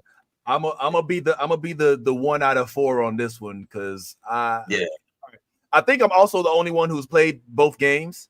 All right, so I think that maybe that might be giving me a little bit of bias because I kind of know 100%. I you know had where time to sit with this eventuality. It's still fresh. I can't binge a game, so yeah, I had to get all the way through it. But you're right. So we even put out a reel that was like, yo, for those of us that played the game, after we saw that first episode, we was like, oh, y'all into some shit about to happen. We ain't gonna tell you what it is. But yeah, I do think that I'm not in the habit. I believe that your feelings are valid, and it's not my place to try to tell you either that you're wrong or that you need to rethink. Thank you, Ben.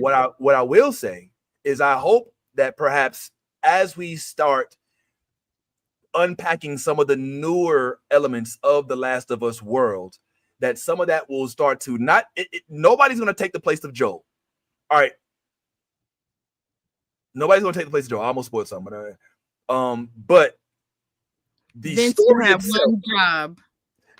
So the story itself will start to be even more intriguing because of the new factors that are introduced. And I dare I say that they're never going to reach the level of love you had for Joel, but the compelling nature of these introductions may bring you back in if you stay with it. There's one spoiler I'll do. This isn't really a spoiler. This is more news. But this season is actually 2 seasons that's going to be split into. So we're not going to get like the conclusion of Last of Us in season 2. It's going to be more of where the game ends. will be where season 3 ends, if that makes any sense. Okay. So just to kind of tip at those. But yeah, I this like is that. How far removed I've been from it. This dropping this bomb that my guy from Westworld is about to be in it. It does help me a little bit because I love him now. He's so good. Yeah. But I was like, I'm going to wait until all the episodes are available because I'm good and pissed right now because it did not make any sense. And like Ty was saying, yeah, Ellie is just not it. She's been getting on my nerves since the beginning of it. And I'm just like, my girl, like her knowing that like if she gets bit or scratched or whatever, she's still good, has like introduced a level of fuck it in her system that nobody else in the zombie apocalypse can afford. And she makes really dumb decisions that make me be like, what are we doing? Like, you're good, but everybody around you is not. So why would you do that? Like, she's consistently putting other people in danger. So I just can't rock with her in like a main role. So knowing that other characters are going to be introduced that will like take some of the earnest off of her to carry the show makes me feel more confident, but I'm still going to wait until all the episodes are available before I watch anymore. Because I watched the episode after he died because I told you I was holding on to hope that somehow he was going to survive that shit. But yeah, after that, I was like, nope, we're going to just wait. So I will watch it. It'll just be weeks later. You never know. You never know, Bree. You may see him again. Maybe you won't. You know, it might be worth you continuing to watch. All right. So just throwing some jewels out there real quick. Unless you want me like screaming in my stories and adding you, I'm gonna wait. Hey, I'm the one. Pull on up. I'm the one. All right. Ladies, we're down to like our last 10 or so minutes. And there's a couple things I would love for us to be able to chat on before we lose you for this time. We've had time to talk about, but by the way, real quick, just another real plug.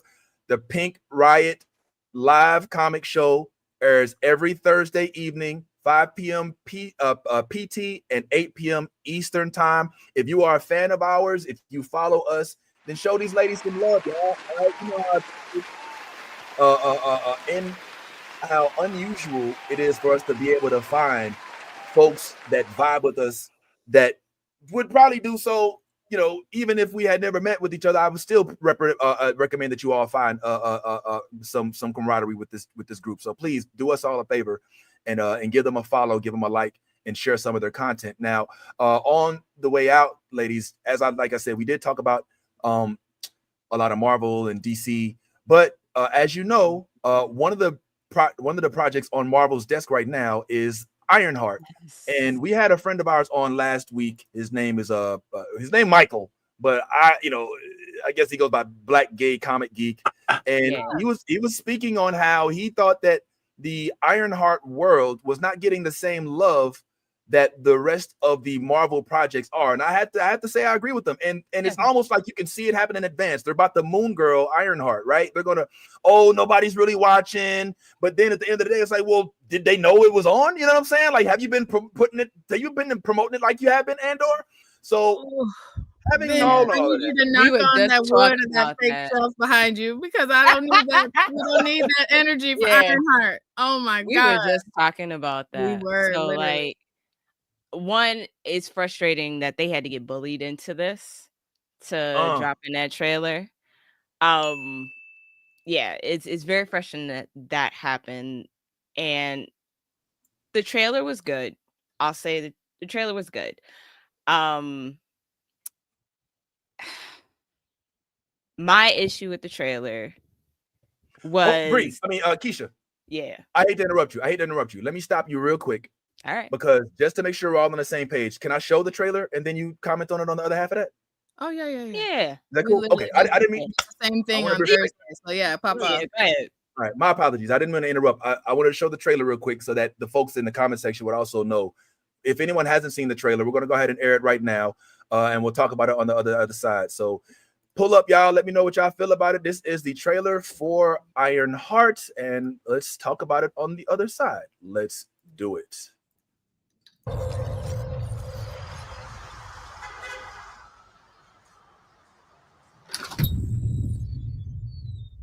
Hello?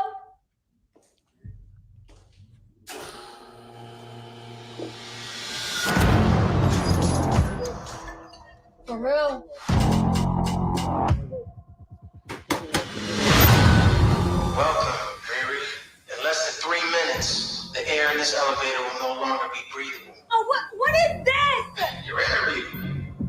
You'll suffocate and die unless you break into the device on the floor, where you'll find a gas mask. Good luck. Screw this.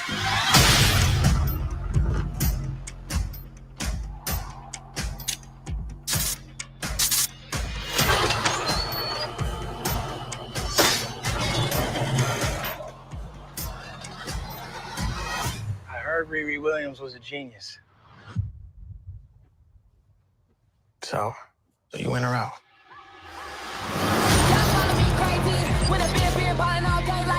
Riri, I see you. I see you're fed up, waiting to be acknowledged for your greatness. You are not the first genius at MIT. How come you're not working at one of those fancy tech firms? After my internship abroad, I want to build something undeniable. Something Important? iconic. It's a brand new I can give you the tools to help you carry out your vision. But anyone who's ever accomplished anything iconic in life has had to do some questionable things to get it done. What will you do, Riri?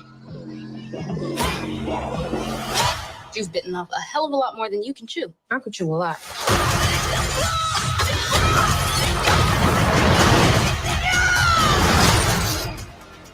You know nothing about this man.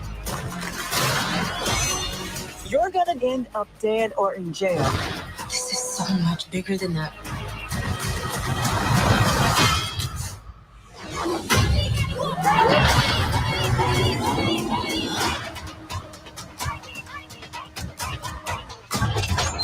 This is wild. A shady bunker. My bunker's not shady. Would a shady bunker have that on the wall? It's literally above a crate of self-guided missiles. I'm returning those.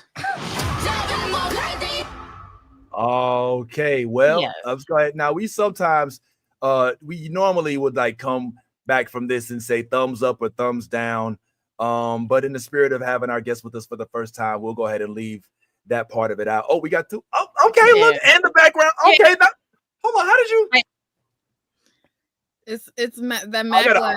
put the things on. Okay, the reactions. That's, oh my gosh, look at all that. Let's go. All right. So I like the way the trailer looks. I ain't gonna lie. This is my first time. I don't watch trailers for Marvel. All right, let's just y'all. I don't watch them because I know that I'm gonna see the movie, so you don't have to sell it on me. You know what I'm saying? I don't need an hors d'oeuvre. I don't need to get a free sample, and it's just gonna ruin it for me. So that's why I don't do. But I hated to interrupt you, Keisha, but I know we're getting out to the people. I gotta explain myself because in the chat they were trying to say no. This was a good trailer for me. My only thing is, if we're gonna go back to the villain conversation, okay. Yes, we will. Okay, this villain, just from this trailer alone, I have an issue with it because I love Ironheart. I've been an Ironheart fan since Brian Michael Bendis came out with it, and I've read all of stuff. So yeah. John Jennings created a phenomenal villain for Riri called Kim. And seeing this, I know that this villain is not going to compare. This feels like she can't grow with this villain, or maybe there's just going to be this villain for this first season. I just want her to have a great villain, which means I want her to have a great show. I know that this is going to be like a limited series based off of this. I wish she had a villain that she could really grow with. That's my issue. That's the only thing. That's the only thing. I love you, Keisha, but this is like pure biases. It is. I didn't say it wasn't. I never said it wasn't. We got a couple minutes of a trailer, and we're making a lot of assumptions about what this villain will and won't They be. basically gave us the whole plot. Okay, but you also haven't seen everything about the villain. Okay. Another thing to consider too is, and we talked about this on our show before too, so we do this back and forth. We still love each other. We just be talking yeah, love it. But I agree that the villain that John Jennings created for the recent one shot that we read was perfect and is a great match for Riri in that respect. And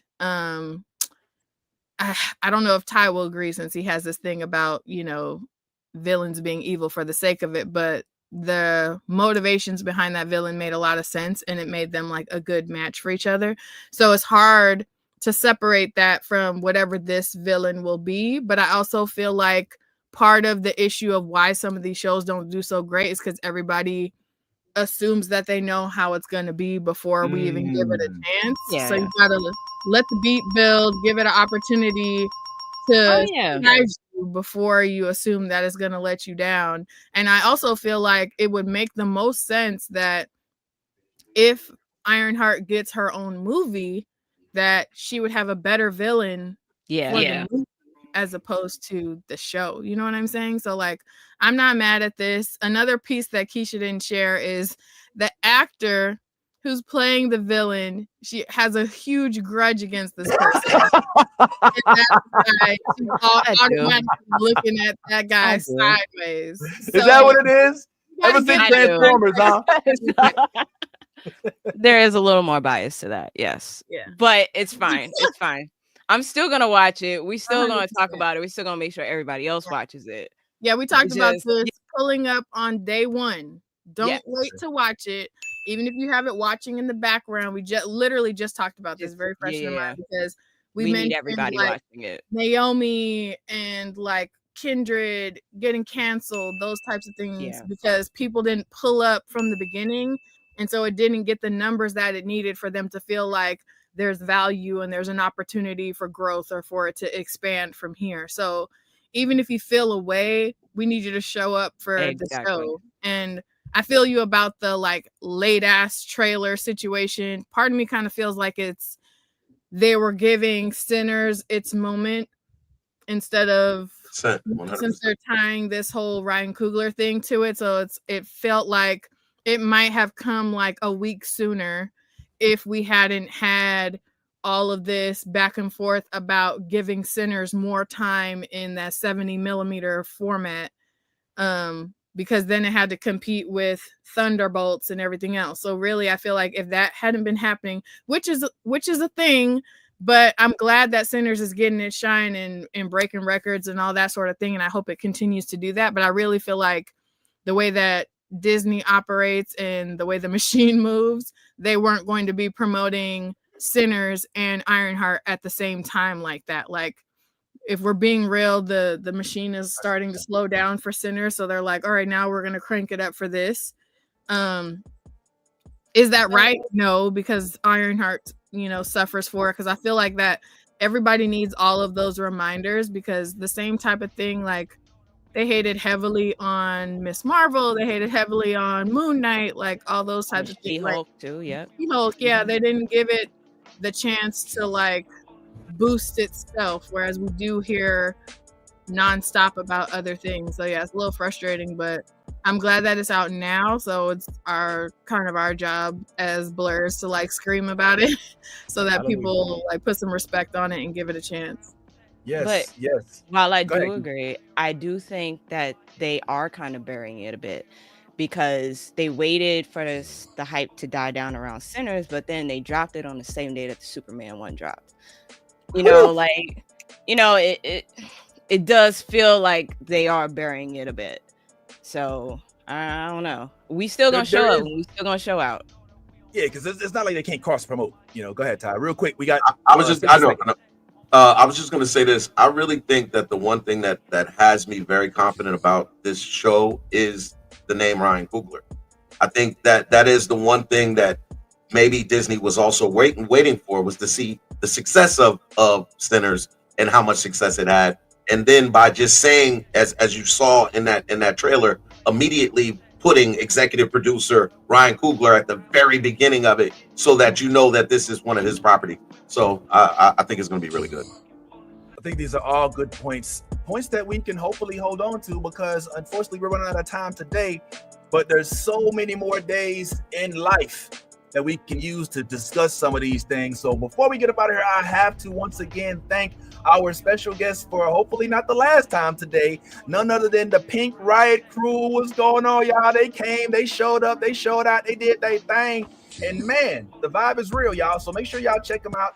every Thursday night. All right, East Coast, West Coast time. You see it right here. And don't be late, because y'all know how he is. And don't let the stereotype be real.